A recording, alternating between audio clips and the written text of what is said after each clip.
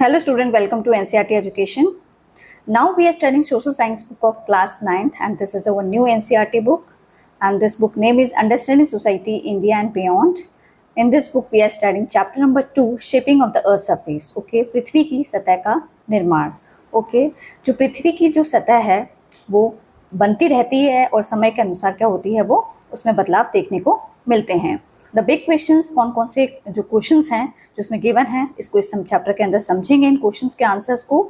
तो first question जो given है इस बुक के अंदर वो ये है, what shapes the earth surface. पृथ्वी की सतह जो सतह है उसको क्या चीज़ आकार देती है.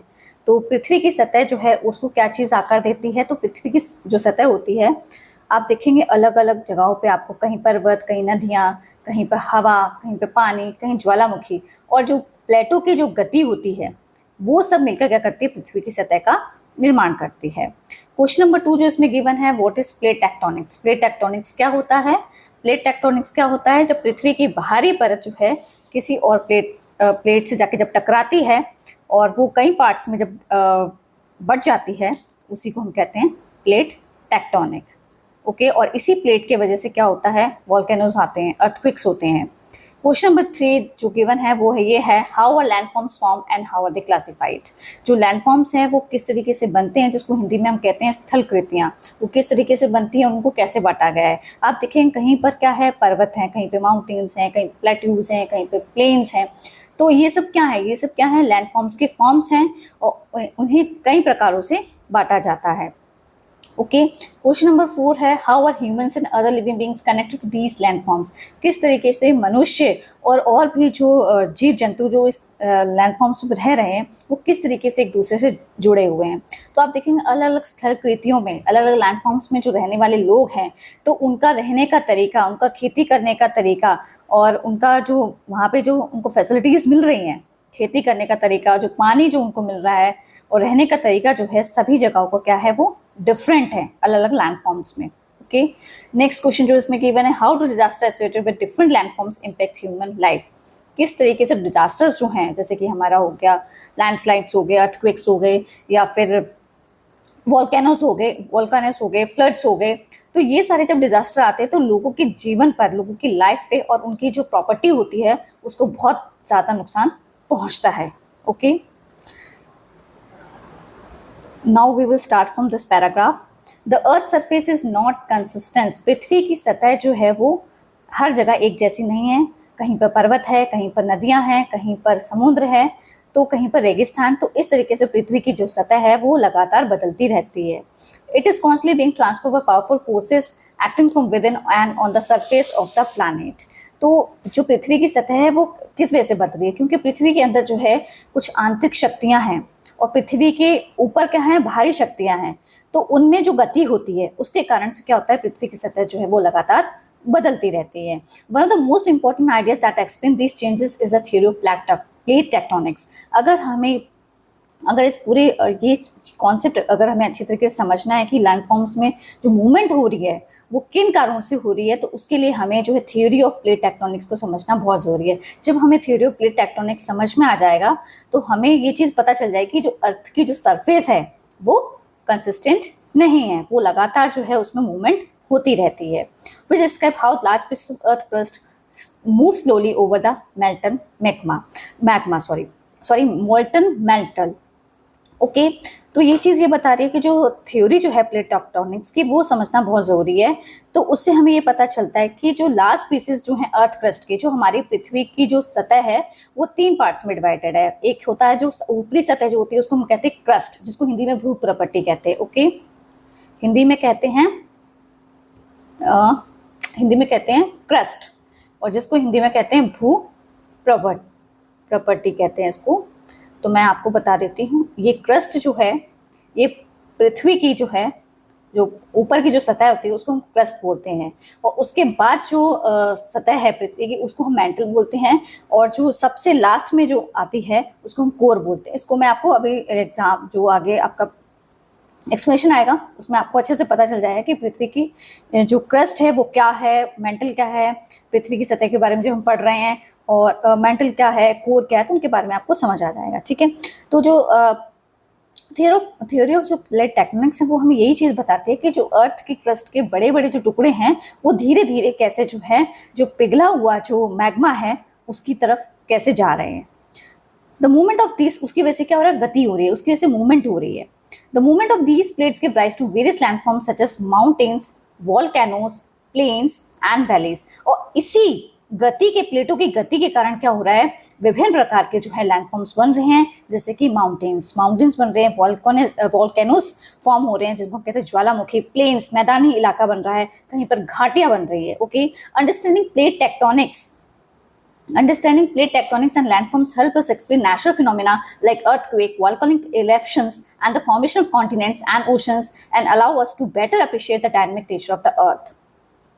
जो प्लेट टेक्टोनिक्स है, अगर हम प्लेट टेक्टोनिक्स को समझेंगे उसी से हमें पता चल जाए कि लैंडफॉर्म कैसे हेल्प करते हैं, जो नेचुरल फिनोमेना हो रहा है जैसे कि अर्थक्वेक्स आ रहे हैं, वोल्केनिक इरप्शंस हो रहा है, फॉर्मेशन ऑफ कॉन्टिनेंट्स और ओशंस, किस तरीके से इनका निर्माण हो रहा है, कॉन्टिनेंट्स का, महासागर का, और जो हमारे कॉन्टिनेंट्स महाद्वीप हैं उनका किस तरीके से फॉर्मेशन, का किस तरीके से निर्माण हो रहा है। तो अगर इसको अच्छी तरीके से हमें समझना है तो हमें डायनामिक नेचर जो है अर्थ का उसको बहुत अच्छे से समझना होगा। ठीक है, तो ये जो डायनामिक नेचर है वो अर्थ का, ये हमें समझने में मदद करता है कि कैसे जो है नेचुरल फिनोमेना के कारण अर्थक्वेक्स हो रहे हैं, वॉल्केनिक इरप्शंस आ रहे हैं, फॉर्मेशन हो रहा है कॉन्टिनेंट्स का, ओशन का। ओके, तो अब जो है हम आगे जो कॉन्सेप्ट जो इसमें गिवन है उसमें हम प्लेट टेक्टोनिक्स के बारे में समझेंगे। ओके, अब प्लेट टेक्टोनिक्स क्या होता है? प्लेट टेक्टोनिक्स जो है इस कॉन्सेप्ट को हम समझ लेते हैं। Plate tectonics is an important theory given by W.J. Morgan. जो प्लेट टेक्टोनिक्स जो है इसकी जो थ्योरी जो है वो W.J. मॉर्गन ने दी है इन अर्थ साइंस के अंदर। ठीक है, that explain the movement of earth crust, जिसमें उन्होंने अर्थ क्रस्ट की मूवमेंट के बारे में अच्छे से विस्तार से समझाया है, उसमें बताया है। According to this theory the outermost layer of the earth is not one single piece but is broken into several large and small pieces called tectonic plates.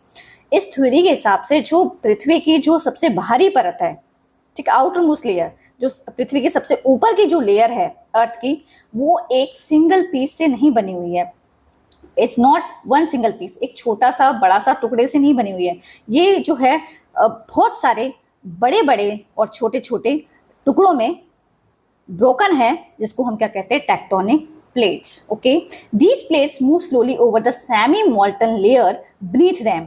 और ये प्लेट जो है, जो ऊपर की जो हमारी जो टेक्टोनिक प्लेट्स होती है अर्थ क्रस्ट वाली, वो धीरे धीरे मूव करती है जहाँ पे अर्ध पिघला हुआ जो उसके नीचे क्रस्ट के बाद क्या आता है, मोल्टन आता है। तो मोल्टन वाली जो है उस लेयर में अर्ध पिघला हुआ जो उसकी परत होती है उसके नीचे ये है क्या करती है, मूव करती है। And them are responsible for major physical features. उसी वजह से जो है हमारे जो भौतिक विशेषताएं जो हैं वो होती हैं। एंड नेचुरल फिनोमेना, जो प्राकृतिक जो प्राकृतिक प्रक्रिया जो हमें देखने को मिलती है, जैसे कि माउंटेन्स हो गया, अर्थक्वेक्स हो गए, वॉल्केनोस हो गए, वो इसी वजह से होती है, इन टेक्टोनिक प्लेट्स के वजह से। ओके,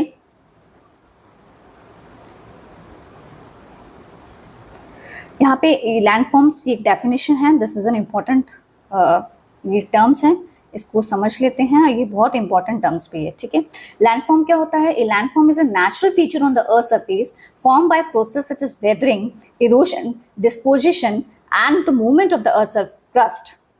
लैंडफॉर्म क्या है? इसको लैंडफॉर्म को हिंदी में कहते हैं स्थल रूप। ठीक है, स्थलकृति, कुछ भी कह सकते हैं। ठीक है, स्थल रूप बोल सकते हैं। तो ये क्या है? ये नेचुरल फीचर है अर्थ सरफेस का, पृथ्वी की सतह का ये प्राकृतिक विशेषता है पृथ्वी की, जो कि किस वजह से हो रही है? फॉर्म बाय प्रोसेस, किसकी वजह से हो रही है? वेदरिंग की वजह से। वेदरिंग की वजह से जो है लैंडफॉर्म्स बन रहे हैं। ठीक है, वेदरिंग क्या होता है? तो वेदरिंग का मतलब होता है पृथ्वी की सतह का टूटना। इरोशन क्या होता है? जब पृथ्वी की सतह पे जो है वो एक जगह से जो उस पर डस्ट है या वहाँ की मिट्टी जो है या रॉक है, जब वो एक जगह से दूसरी जगह पे जब मूव कर जाते हैं उसको हम कहते हैं इरोशन। ओके, डिपोजिशन क्या होता है? जब पृथ्वी की सतह पर हवा के जरिए जो मिट्टी जो है या पार्टिकल्स हैं, ठीक है, मिट्टी है या रेत है या कोई भी चीज जो है वो एक जगह जाके जमा हो जाती है, उसको हम कहते हैं disposition. Okay, and the movement of the earth crust की वजह से, और जो मूवमेंट हो रही है अर्थ की क्रस्ट के ऊपर, अर्थ की जो भूप्रपट्टी जो है, अर्थ की जो आउटर मोस्ट लेयर, उस पर जो मूवमेंट हो रही है, उसी वजह से क्या होता है, लैंडफॉर्म्स फॉर्म होते हैं। तो एग्जाम्पल लैंडफॉर्म्स के क्या क्या हैं, माउंटेन्स बन रहे हैं, माउंटेन्स बन रहे हैं, ठीक है, वैलीज बन रही हैं, घाटियां, प्लेट्यूज बन रहे हैं, प्लेट्यूज मीन्स पठार, प्लेन्स मीन्स मैदानी इलाका, डेजर्ट मीन्स रेगिस्तान, एंड कोस्टल फीचर्स जो तटीय समुद्र तट के जो किनारे वाला एरिया, ठीक है, वहां पे भी बहुत सारी विशेषताएं देखने को मिलती है, जैसे कि बीचेस बन जाते हैं कहीं कहीं। ओके, तो ये क्या है, ये हमने लैंडफॉर्म्स की डेफिनेशन को समझा यहाँ पे।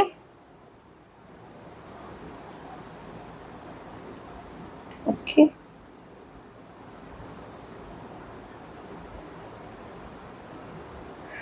The earth is made up of 3 main layers, crust, mantle and core. जो हमारी पृथ्वी जो है वो 3 मेन लेयर्स में बटी हुई है। तो मैं आपको इसको ये एग्जांपल्स के थ्रू पूरा आपको अभी ये टॉपिक जो है अच्छे से एक्सप्लेन करूंगी, ठीक है, फिर आपको क्लियर हो जाएगा कि क्रस्ट क्या है, मेंटल क्या है, कोर क्या है। ओके, तो जो हमारी पृथ्वी की सतह जो है वो 3 लेयर्स में बटी हुई है। फर्स्ट है क्रस्ट, और सेकेंड है मेंटल, और थर्ड वन है कोर। और जो क्रस्ट है वो आउटर मोस्ट पार्ट है लेयर का, पृथ्वी का, और मेंटल जो है वो मिडल वाला पार्ट है, क्रस्ट के नीचे वाला पार्ट है, और मेंटल के नीचे वाले पार्ट जो है, जो कि सबसे मतलब कि लास्ट जो अंदर की तरफ जो पृथ्वी की जो सतह है उसको कोर बोला जाता है। ओके, ये यहाँ पे भी एग्जांपल दिया है, इसके थ्रू आपको और अच्छे से समझ आ जाएगा। तो आप लोग ये फिगर जो है 2.1 द अर्थ इंटीरियर्स, ये पूरा अर्थ का जो इंटीरियर अंदर का पूरा जो डायग्राम है उसका पूरा व्यू यहाँ पे शो किया गया है। गिवन वैल्यूज आर अप्रोक्सीमेट, जो वैल्यूज यहाँ पे दिए वो अप्रोक्सीमेट है लगभग। ओके, तो you will see this picture first. तो ये जो है, ये आप देखेंगे, ये धरती की पूरी पृथ्वी की एक उन्होंने एक पूरा स्ट्रक्चर ले लिया है। तो उसमें इन्होंने ये बताया है कि क्रस्ट क्या है, मेंटल क्या होता है, कोर क्या होता है। तो मैं आपको फर्स्टली आपको ये एक्सप्लेन कर दूं, जो हमारी पृथ्वी की ये वाली जो आउटर लेयर है, ये वाली, इसको हम कहते हैं क्रस्ट, ये वाली। Okay, this one. ओके, उसके बाद आप देखेंगे जो सेकंड वन है, ये जो एरो बन रहा है, ये मेंटल है। उसके बाद क्रस्ट के बाद हमारा मेंटल आता है, और मेंटल भी जो है वो 2 पार्ट्स में डिवाइड है, ठीक है, वो भी इनर और आउटर में होता है। उसके बाद आप जो थर्ड लेयर जो है पृथ्वी की, वो कोर है, जिसमें इन्होंने आउटर कोर जो है बाहर की तरफ है, और इनर कोर जो है बोला जाता है अंदर, सबसे अंदर जो है उस पार्ट को इनर कोर बोला जाता है। ओके, तो ये चीज उन्होंने यहाँ पे एक्सप्लेन कर दी कि क्रस्ट क्या होता है। पृथ्वी 3 लेयर्स, पृथ्वी की सतह जो है 3 लेयर में बटी हुई है। तो वो कौन कौन सी है, वो है क्रस्ट, मेंटल, कोर है, जो कि आउटर कोर भी है और इनर कोर भी है। ओके, ठीक है, तो अभी मैं यहाँ पे आपको बता देती हूँ क्रस्ट क्या है। क्रस्ट यहाँ पे बताया, क्रस्ट की जो थिकनेस है वो कितनी है उसके बारे में यहाँ पे एक्सप्लेन किया गया है। ओके,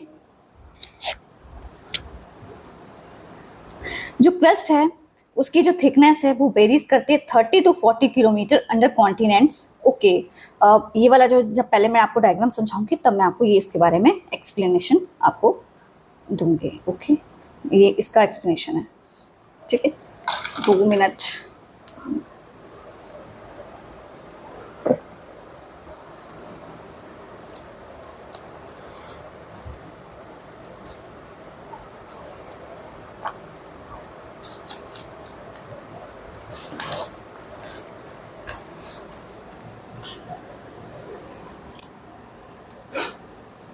तो मैं आपको पहले एक्सप्लेन कर दूं, जो अर्थ जो है वो 3 लेयर्स में बनी हुई है, क्रस्ट, मेंटल और कोर।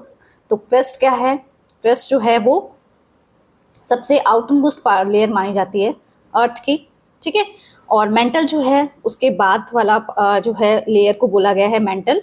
और उसके बाद जो थर्ड लेयर जो है अर्थ की वो है कोर, जिसमें आउटर कोर बाहर वाली परत को बोला है, इनर कोर अंदर वाली परत को बोला है। कोर को 2 पार्ट्स में यहाँ पे डिवाइड किया गया है। ओके, यहाँ पे एक पूरा एक्सप्लेनेशन भी दिया है।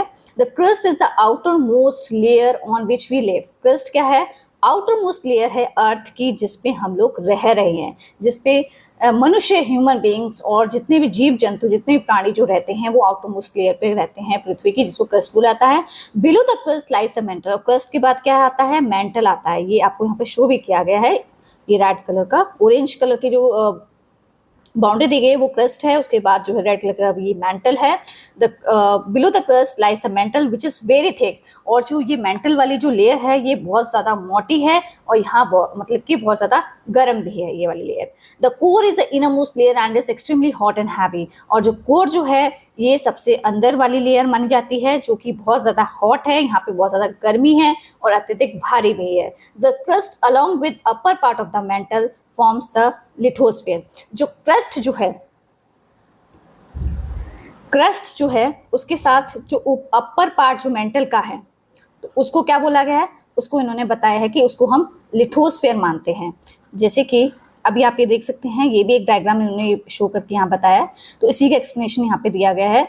तो ये जो है ये यहाँ पे शो कर रहे हैं यहाँ पे, ठीक है, तो इसको मैं बता देती हूँ। ये जो यहाँ पे बता दिया इन्होंने, इनर कोर है ये जो कि 1250 किलोमीटर है, और आउटर कोर जो है वो 2200 किलोमीटर देखी गई है यहाँ पे, इतना इसका जो है फैलाव है।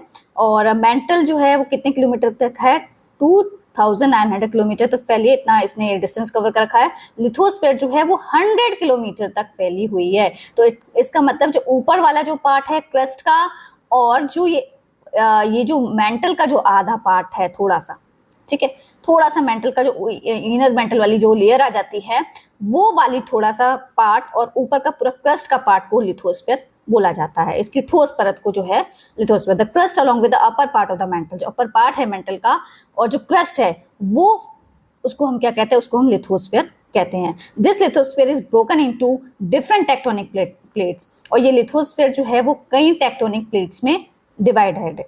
ओके, टूटा हुआ है, इसकी प्लेट कई जगह टूटी हुई है। And beneath the lithosphere lies, आप देखेंगे जो लिथोस्फीयर जो है ये चीज हमारी लिथोस्फीयर है जो कि 100 किलोमीटर की है।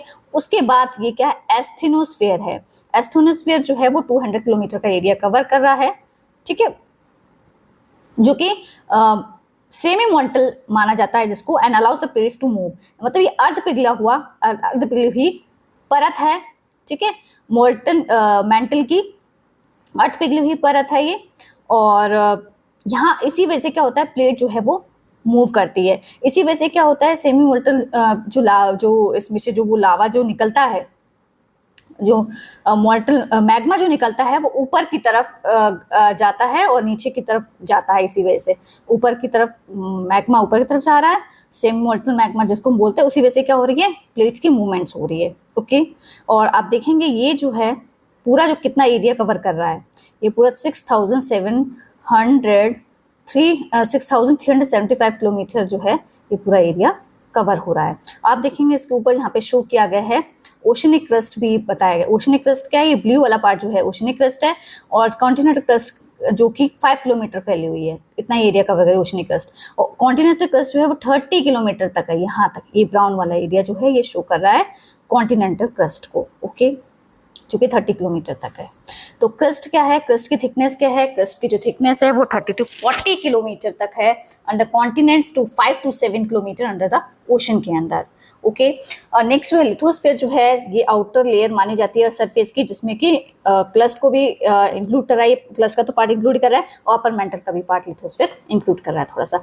एस्थोनोस्फीयर क्या है, ठीक है, एस्थोनोस्फीयर क्या होता है, एस्थोनोस्फीयर जो है ये अर्थ पिघला हुआ जो मैग्मा है वो वाला पार्ट है, जो कि मेंटल का ही पार्ट है, अर्थ पिघली हुई परत है जो कि मेंटल वाले पार्ट की है, उसको एस्थोनोस्फीयर बोला जाता है। नेक्स्ट है mental, the mostly solid layer between the crust and the earth outer core, जो ठोस परत है अर्थ की, क्रस्ट की जो ठोस परत है, सॉलिड लेयर जो है बिटवीन द क्रस्ट के बीच में, and the earth outer core, जो कोर और क्रस्ट के बीच का जो पार्ट है उसको मेंटल बोला जाता है। आउटर कोर क्या होती है, जो बाहरी परत है जो कोर की, उसको आउटर कोर बोला जाता है, जिसमें आयरन निकल का जो तरल पदार्थ है लिक्विड फैलता हुआ दिखाई देता है। इनर कोर जो है वो सॉलिड हॉट स्पिनिंग मेटल है, बॉल है, दैट इज डेंसेस्ट पार्ट माना, सबसे गहरा पार्ट माना जाता है, और ये बहुत ज्यादा ठोस होता है क्योंकि यहाँ पे प्रेशर बहुत ज्यादा होता है, ठीक है, प्रेशर के कारण जो है यहाँ पे ये जो है ये वाला पार्ट जो होता है इनर कोर जो है बहुत ज्यादा ठोस होता है। ओके, आई होप कि आप लोग को जो मैं समझा रही हूँ वो कॉन्सेप्ट अच्छे से समझ आ रहा होगा। Okay,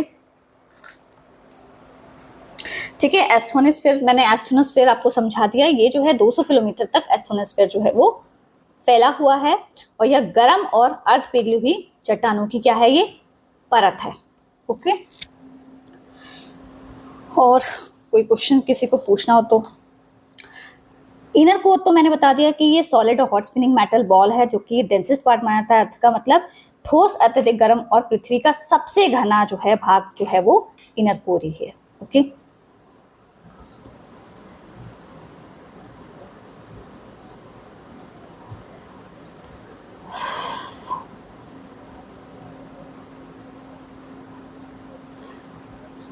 Tectonic plates are massive slabs of solid rocks that vary, move slowly, usually a few centimeters per year.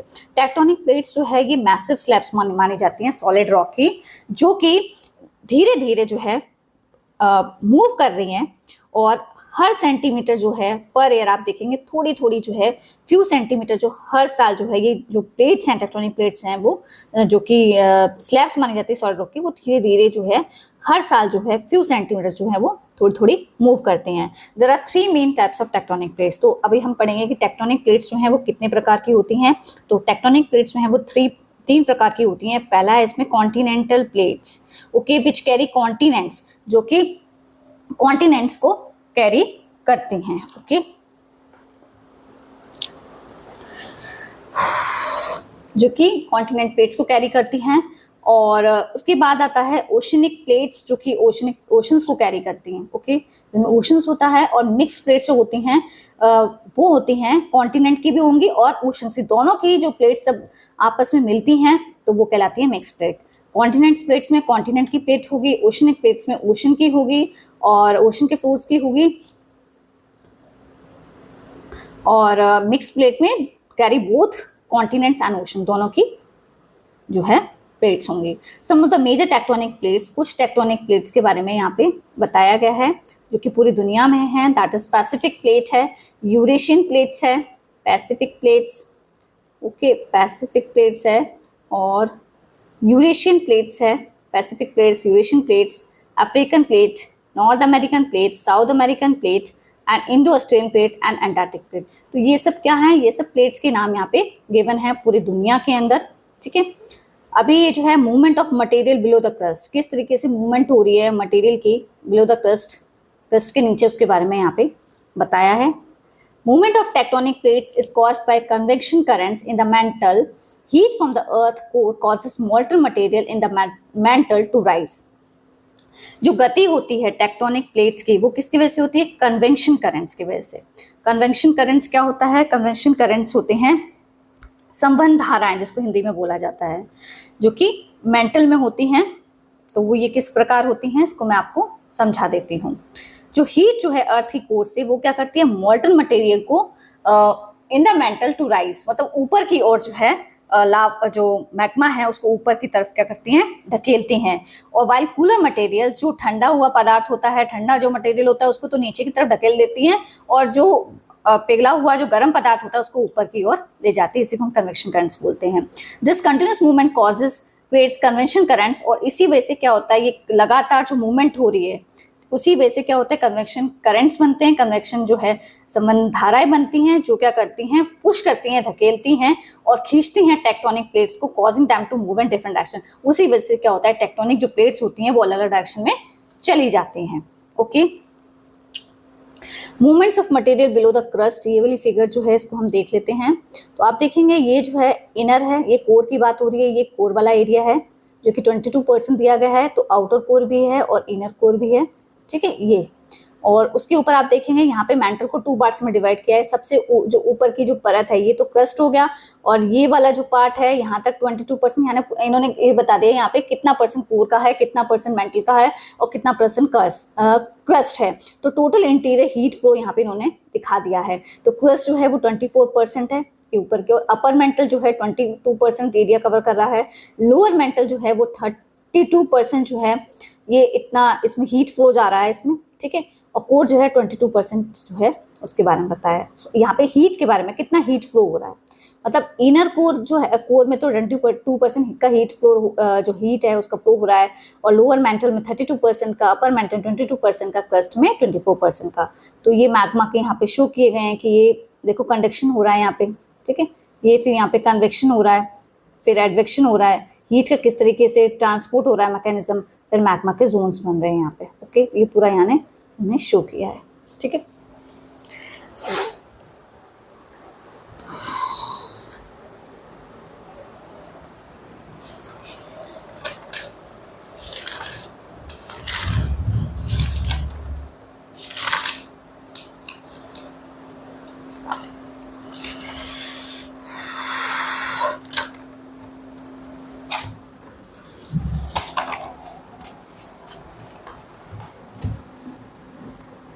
The edges where tectonic plates meet are called plate boundaries. जहां पे दो टेक्टोनिक प्लेट्स आपस में मिलती है उसको हम plate boundaries कहते हैं। There are three main types of plate boundaries. तो प्लेट बाउंड्रीज जो है वो कितने प्रकार की होती है? तीन प्रकार की होती हैं। First is the convergent boundary. जो पहली जो प्लेट बाउंड्रीज है वो है कन्वर्जेंट। जहां पे कन्वर्जेंट बाउंड्रीज क्या होती हैं? जहां पे दो प्लेट्स क्या होती हैं? Way to plates move towards each other. जब दो प्लेट्स आपस जो है जो दो प्लेट्स जो हैं जब एक दूसरे के नजदीक आ रहे हैं, मूव टुवर्ड्स ईच अदर, ठीक है।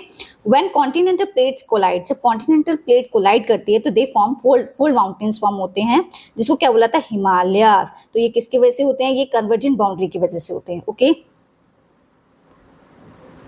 ठीक है। नेक्स्ट जो इसमें given, when an oceanic plate collides with a continental plate, जब ओशनिक प्लेट जो है, जब जो महासागरीय प्लेट, जो महाद्वीप जो की प्लेट से जब टकराती हैं तो जो महासागरीय जो प्लेट है वो धंस जाती है beneath the continental plate, leading to, उसके कारण क्या होता है? वॉल्केनिक एक्टिविटीज होती हैं, अर्थक्वेक्स होता है, ज्वालामुखी आता है और भूकंप आता है। द सेकेंड टाइप ऑफ जो है वो डाइवर्जेंट बाउंड्री है।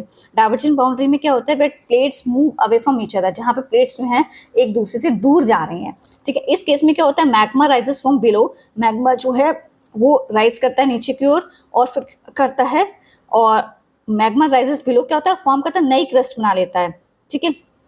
जब नई क्रस्ट बनाता है तो उसमें फीचर्स आ जाते हैं, मिड ओशन रिज के फीचर्स आ जाते हैं, ठीक है।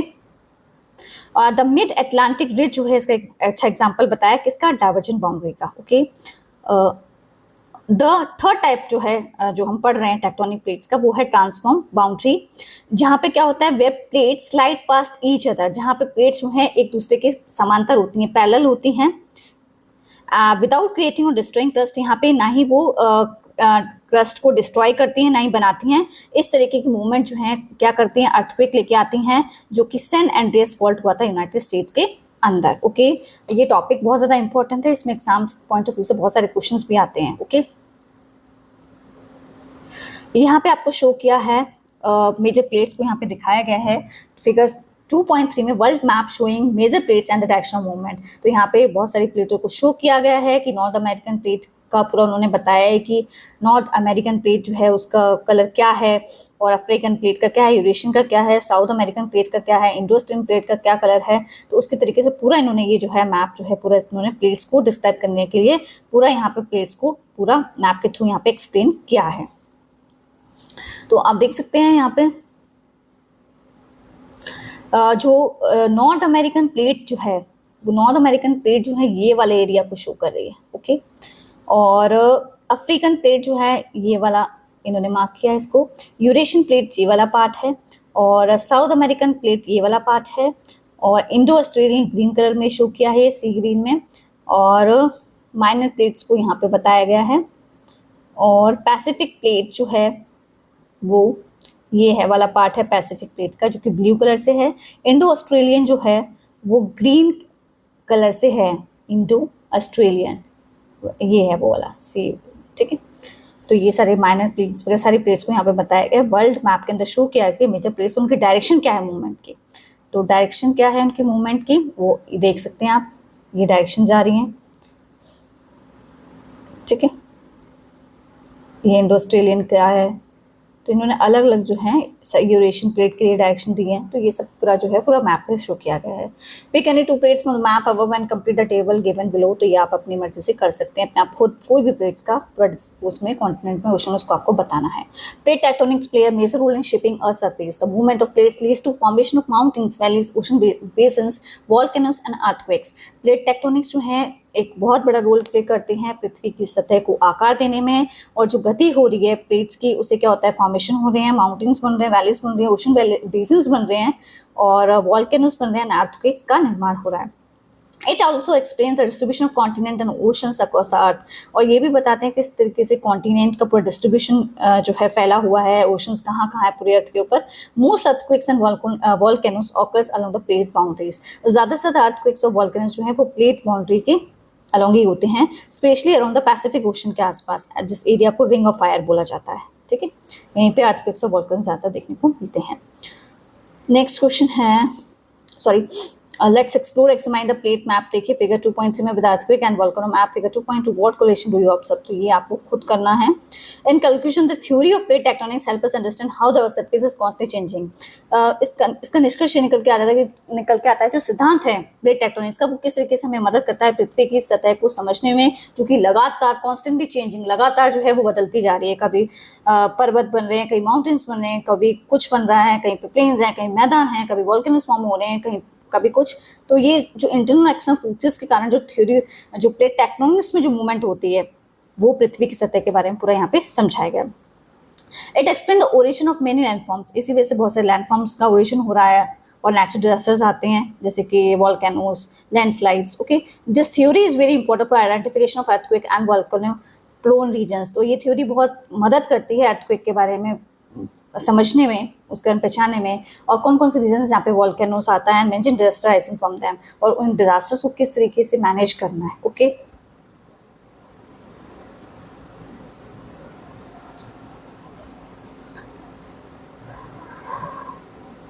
ठीक है। तो यहाँ पे फिगर 2.4 में शो किया गया map show the distribution of earthquakes and volcanoes, कि आप देखेंगे यहाँ पे जो ये ट्राइंगल वाली शेप में एक्टिव वॉल्केनोस की का उन्होंने पूरा सिंबल बनाया है कि कहाँ कहाँ एक्टिव वॉल्केनोस आया है और अर्थक्वेक्स का ओरिजिन कहाँ कहाँ हुआ है, जो कि रेड डॉटेड से बनाया गया है इसमें। तो ये पूरा उन्होंने वर्ल्ड मैप में पूरा शो कर दिया कि कहाँ कहाँ अर्थक्वेक्स आ चुके हैं और कहाँ कहाँ वॉल्केनोस आए हैं। Okay, Let's explore. Observe the map showing the distribution of earthquakes and volcanoes. पूरा वही चीज़ जो मैंने अभी आपको बताया।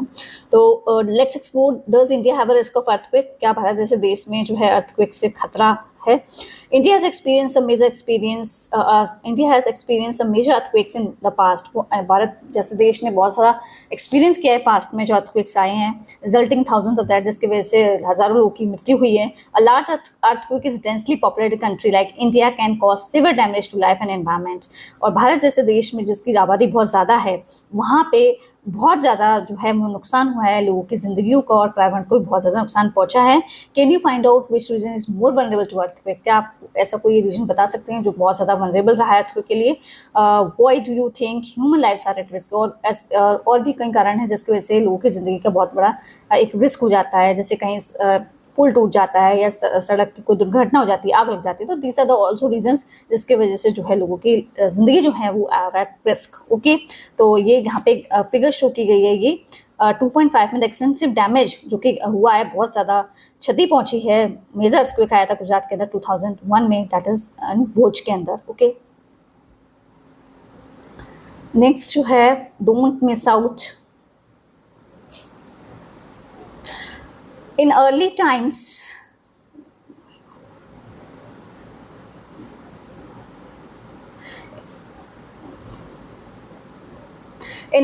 two earthquakes were known as भूकंपा। पहले के समय में अर्थक्वेक्स जो है उसको भूकंपा बोला जाता था, meaning the shaking of the अर्थ। इसका मतलब होता है पृथ्वी की जो सतह है उसका हिलना।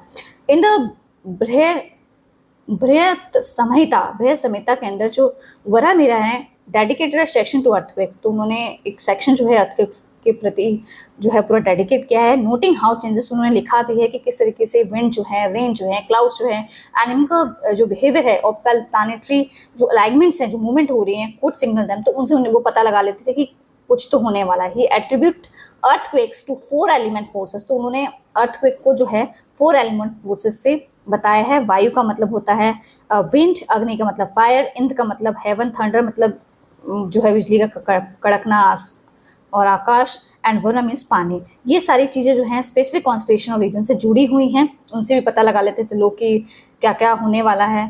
ठीक है, this is reflects an early attempt to blend observation with cosmological reasons and physical phenomena in India. तो पहले के लोग क्या करते थे, ऑब्जर्वेशन से और कॉस्मोलॉजिकल रीजनिंग से ब्रह्मांड जो देख के आकाश को वो पता लगा लेते कि फिजिकल फिनोमेना जो है अब होने वाला है।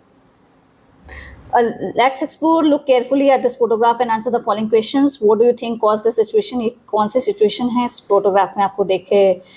वोल्केनिक इरप्शन की है ये, ठीक है, ज्वालामुखी की है, जो ज्वालामुखी जो विस्फोट हुआ है उसकी। वो तो इसमें किस तो ये मैंने आपको बता दिया है। What do you think cause the situation, ये कौन सी सिचुएशन आपको बताना है। What could that grey powder का मतलब क्या हो सकता है, सीमेंट का पाउडर हो सकता है, ठीक है, डस्ट हो सकती है। What does it tell about the earth internal forces, ये अर्थ की इंटरनल क्या बताता है कि अर्थ की जो आंतरिक शक्ति है उसके बारे में बताता है कि जो अर्थ के अंदर जो इंटरनल फोर्सेस है उसकी वजह से जो टेक्टोनिक प्लेट्स में जो मूवमेंट हुई है उस वजह से क्या हुआ है, ये वोल्केनिक इरप्शन हुआ है। ठीक है,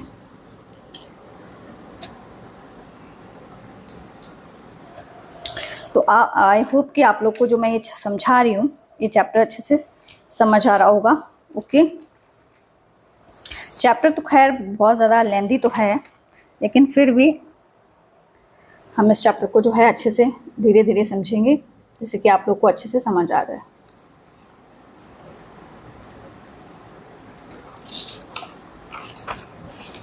ओके,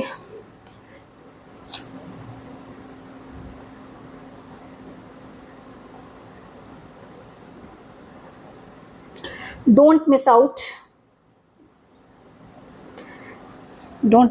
ये एक इम्पॉर्टेंट यहाँ पे इंफॉर्मेशन दी गई है। The mud volcanoes at Baratang island is a rare natural wonder. जो मड वैल्को कीचड़ ज्वालामुखी जो है बर्तंग आइसलैंड पे आया था, जो कि नेचुरल वंडर माना जाता है भारत देश के अंदर, एक मतलब कि टूरिज्म के लिए बहुत ज़्यादा पॉपुलर है, and unique attraction of the Andaman Nicobar islands. और ये एक अद्भुत जो है दृश्य है अंडमान निकोबार आइसलैंड्स का।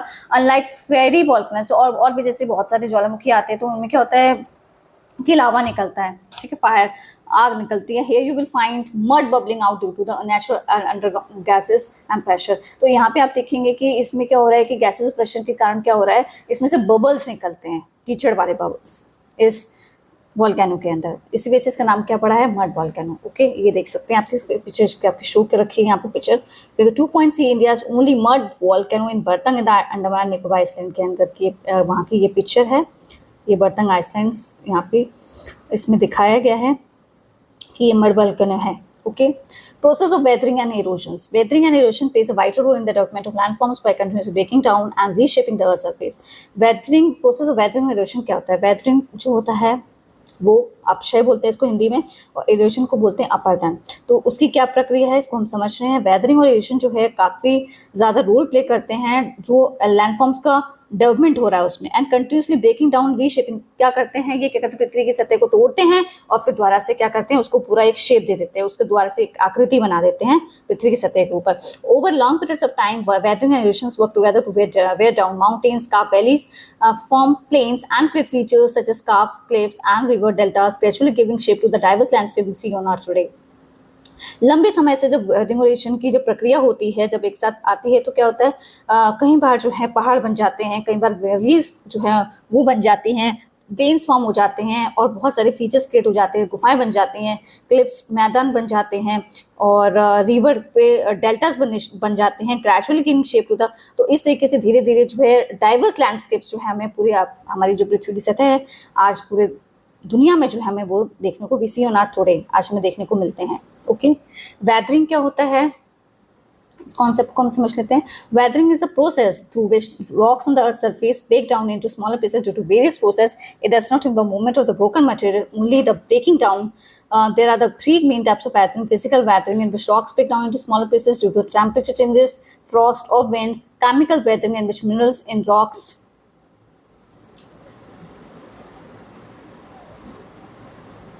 वेदरिंग क्या है? वेदरिंग एक ऐसा प्रोसेस है जिसमें क्या होता है कि जो रॉक होता है पृथ्वी की सतह पे वो टूट जाता है छोटे-छोटे पीसेस में, और कई प्रोसेस के कारण, okay, it does not involve movement of the broken material. इसमें ऐसा नहीं होता कि जो टूटा हुआ जो मटेरियल है वो मूवमेंट करता हो। मतलब वेदरिंग का मतलब होता है कि पृथ्वी की जो सतह है उसका, पत्थर की सतह का क्या है, वो टूट जाना। तो वो मूवमेंट नहीं करता, ब्रोकन मटेरियल जो भी वहां पड़ा है कि वो एक जगह से दूसरी जगह अपने आप चला नहीं जाता वेदरिंग वाले प्रोसेस में, सिर्फ ब्रेकिंग डाउन होता है, मतलब पत्थरों का जो रॉक है उसका टूटना।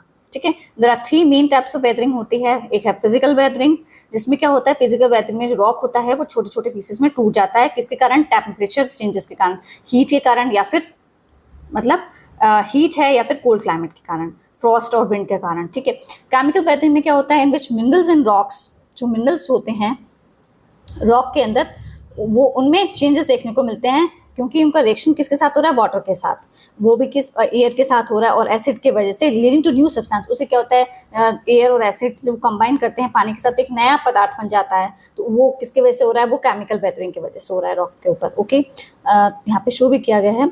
और बायोलॉजिकल वेदरिंग क्या होती है, बायोलॉजिकल वेदरिंग जो है, जो प्लांट्स और एनिमल्स जो क्या करते हैं, पौधे की जड़ जो है पृथ्वी की सतह में पूरी घुस जाती हैं, या कोई जीव जंतु जो हैं या माइक्रोनिज्म्स हैं उनके कारण जो है जो बदलाव हो रहा है पृथ्वी की सतह पे, उसको हम कहते हैं बायोलॉजिकल वेदरिंग। उसकी वजह से पृथ्वी की सतह टूट रही है तो उसे हम कहते हैं biological weathering. For example, when plant root goes into cracks of rocks, कई बार क्या होता है प्लांट की रूट ग्रो करती है तो वो रॉक्स में जाकर घुस जाती है, एंड स्प्लिट देम अपार्ट, तो उसको पूरा तोड़ देती है। ठीक है, weathering plays an important role in shaping the earth surface and forming soil. तो वेदरिंग जो है इस तरीके से इंपॉर्टेंट रोल प्ले करता है पृथ्वी की सतह को आकार देने में और मिट्टी को बनाने में। ओके, फिगर 2.8 इसको हम समझ लेते हैं।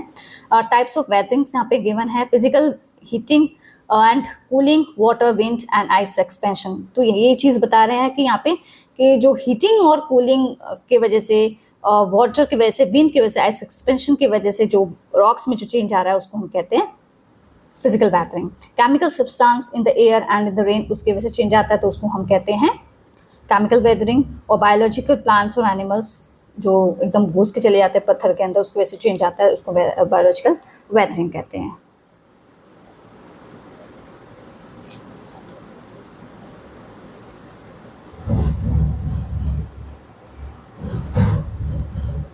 इरोजन क्या होता है, erosion is a process by which soil, rock and other surface material are borne away and carried them from one place to another.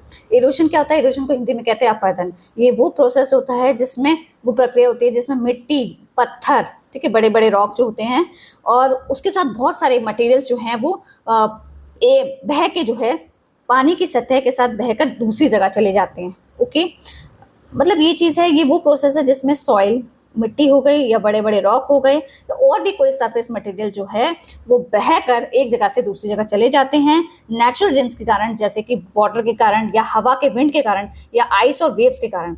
ठीक है, इस वजह से जब कोई भी सॉइल या रॉक या और भी सरफेस जो मटेरियल है एक जगह से दूसरी जगह चला जाता है उसको हम इरोजन कहते हैं। Unlike weathering that only breaks down rocks, weathering के कारण क्या होता है, वेदरिंग में क्या होता है, सिर्फ रॉक का क्या होता है, टूटना होता है। उसमें ऐसा नहीं होता कि जो रॉक है वो एक जगह से दूसरी जगह पहुंच जाता है, ऐसा नहीं होता। This will happen in only in erosion. Erosion involves movement of the broken material. Erosion में क्या होता है, जो रॉक टूटा है वो एक जगह से दूसरी जगह चला जाता है। There are several types of erosion, कई प्रकार के इरोजन होते हैं। वाटर इरोजन होता है जो कि नदी के पानी की वजह से या बारिश की वजह से या फिर ओशन की वेव्स की वजह से क्या होता है, वो वाटर इरोजन होता है। विंड इरोजन किसकी वजह से होता है, ड्राई और सैंडी एरियाज की वजह से, जहाँ पे शुष्क और रेतीला इलाका होता है। ग्लेशियर इरोजन किसकी वजह से होता है कि बहुत सारे आइस के स्क्रैपेस होते हैं, वो कई बार पत्थर को घिसते हुए लेके चले जाते हैं। कोस्टल इरोजन किसकी वजह से होता है, जब सी की जो वेव्स होती हैं वो क्या करती हैं, wear away the land along the shore, समुद्र के तट के किनारे क्या होती हैं, किनारे से मिट्टी को भाग के ले जाते हैं। Okay, erosion shapes the land forms and can both create and destroy features on the earth surface. और इरोजन की वजह से क्या होता है, लैंड फॉर्म्स जो है उनको एक नया आकार मिलता है, और कई बार क्या होता है इरोजन की वजह से जो है कई चीज़ें बनती हैं, कई बार बहुत सारी विशेषताएं जो पृथ्वी की सतह पे वो टूट भी जाती है, नष्ट भी कर देती है।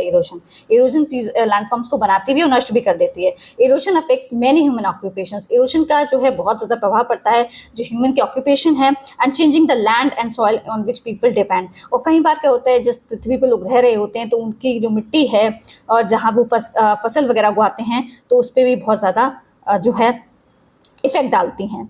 फार्मर्स के लिए क्या है इरोजन का रोल? वो farmers erosion removes the fertile top soil needed for crop growth leading to lower yields. कई बार क्या होता है इरोजन की वजह से जो खेत की जो मिट्टी होती है, ऊपर की जो उपजाऊ मिट्टी होती है, वो क्या होता है इरोजन के कारण क्या होता है बह के चली जाती है। उसकी वजह से क्या होता है जो क्रॉप का प्रोडक्शन जो है वो कम हो जाता है, लीडिंग टू लोअर यील्ड्स, कम और जो कि क्रॉप की ग्रोथ के लिए जो है फर्टाइल जो मिट्टी है उसकी बहुत आवश्यकता होती है। उस वजह से क्या होता है क्रॉप का जो प्रोडक्शन है वो कम हो जाता है।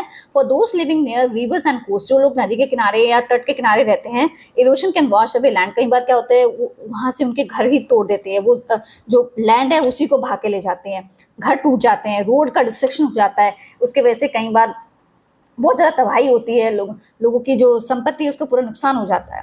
इन कंस्ट्रक्शन एंड माइनिंग, जब कोई चीज़ बनाते हैं या माइनिंग करते हैं तो इरोजन का क्या करता है डिस्टेबलाइज कर देता है लैंड को और पोजिंग सेफ्टी रिस्क। कई बार क्या होता है जब कंस्ट्रक्शन के दौरान क्या होता है उसकी नींव अच्छी नहीं बन पाती इरोजन के कारण, ठीक है, माइनिंग के कारण जो है मिट्टी एकदम धंस जाती है। Even industries like tourism, fishing जो है, कई बार क्या होता है इंडस्ट्रीज होती हैं टूरिज्म के लिए और फिशिंग के लिए, वो भी बहुत ज़्यादा नुकसान सफ़र करती हैं।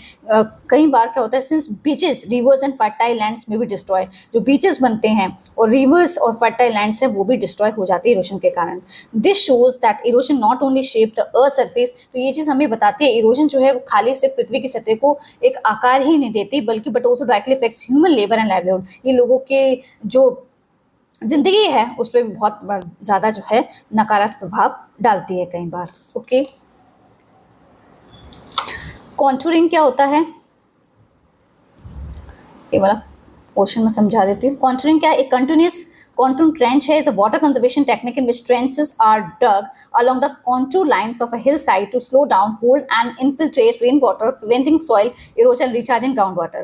Contouring continuous contour trench जो है ये पानी को जो है बचाने की, संरक्षित करने की एक टेक्निक है, जिसमें क्या होता है कि जो पहाड़ की जो ऊंचाइयाँ, जो माउंटेन्स होते हैं, वहाँ पे गड्ढे कर दिए जाते हैं हिल साइड के पास, जिससे कि पानी जो है, बारिश का पानी धीरे धीरे जो है वहाँ से उसमें चला जाए और सॉइल जो है उसका इरोजन जो है वो रुक जाए और हमारा जो पानी है उससे क्या हो, ये जो ग्राउंड वाटर है वो रिचार्ज हो जाए, उसको हम कहते हैं कॉन्टूरिंग। बंडिंग क्या होता है? Earthen embankments built along contour lines to slow down runoff, reduce soil erosion, increase water infiltration and soil moisture, बांध बना देना, ठीक है, उसे हम बंडिंग कहते हैं। और टेरेसिंग क्या है? टेरेसिंग एक सॉइल कंजर्वेशन है, मिट्टी को संरक्षित करने का तरीका है, जिसमें creates a series of level और gently sloping steps of a hill side to prevent, जो हिल साइड के आसपास जो मिट्टी होती है उसको पूरा रोकने का तरीका है, टू प्रिवेंट सॉइल इरोजन, उसको हम टेरेसिंग कहते हैं। Let's explore, observe the paragraph figure 2.9 and also notes the type of erosion.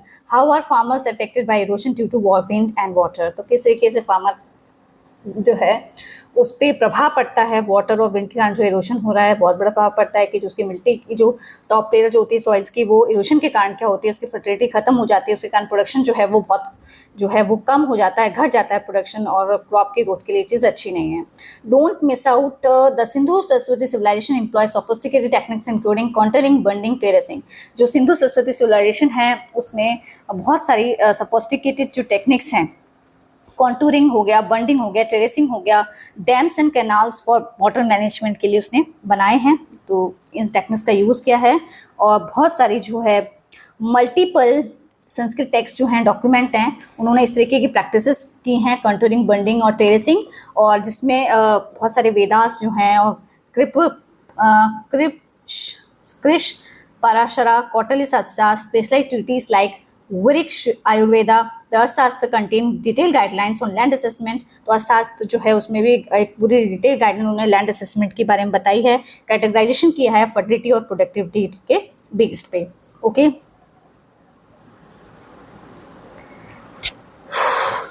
तो कॉन्टूरिंग तो ये होता है कि भूमि की उर्वरता और उत्पादन क्षमता को क्या करना है, उसके आधार पर उसकी जांच का पूरा वर्गीकरण के नियम दिए गए हैं यहाँ पे, ठीक है। तो बांध और नहरें बनाना, ये सब चीज़ हैं, मिट्टी का संरक्षण करना और जल का उचित प्रबंधन करना, तो यही चीज़ें हैं।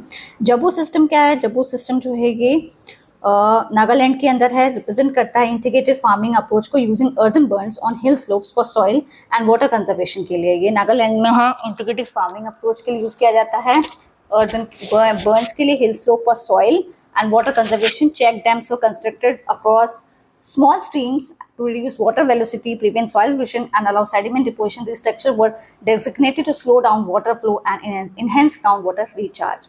तो पहाड़ी क्षेत्रों में मिट्टी और पानी का जो संरक्षण की जो पारंपरिक प्रणाली है, उसके लिए मिट्टी के बांध बनाना और छोटे छोटे चेक डैम बनाना, इससे पानी की जो गति है वो कम होती है, मिट्टी का जो कटाव है वो रुकता है और भूजल का स्तर जो है वो बढ़ता है। ओके, तो इस चैप्टर में हमने बहुत सारे जो टॉपिक्स हैं उनको पूरा कवर कर लिया है। और एक बार मैं और आपको जो कॉन्टरिंग है, बर्निंग है और टेरेसिंग है, इसको पूरा हिंदी में एक्सप्लेन कर देती हूँ। ढाल वाली भूमि पर जो समोच्च रेखाएं हैं के अनुसार जो खेती करने की जो तकनीक है, जिससे वर्षा का पानी धीरे धीरे बहता है और मिट्टी का कटाव कम होता है, उसी को हम कॉन्टरिंग कहते हैं। बंडिंग क्या है? खेतों में मिट्टी की जो मैड़ बनाकर वर्षा के पानी को जो हम रोकते हैं, बांध जैसे बनाना, खेतों में जो मिट्टी की मैड़ बनाते हैं, जैसे कि पानी जो है दूसरे खेत में ना चला जाए और जिससे मिट्टी और नमी जो उसकी सुरक्षित बनी रहे, उसी को हम बंडिंग कहते हैं। सॉरी, मैंने उस टाइम पे बांध वगैरह बोलते हैं। तो जो हम आप नॉर्मली आप देखेंगे खेतों में जो लोग फसलें करते हैं, तो ये बंडिंग हम मोस्टली कर देते हैं, जैसे कि पानी जो है दूसरे खेत में ना जा पाए। टेरेसिंग क्या है? पेड़ों की डाल बनाकर सीढ़ी नुमार खेत बना देते हैं, जिससे कि मिट्टी कटाव रोका जा सके और खेती आसानी से हो जाए। ओके, तो आई होप वीडियो आपको अच्छी लगी होगी। So please like share subscribe my channel. Thank you.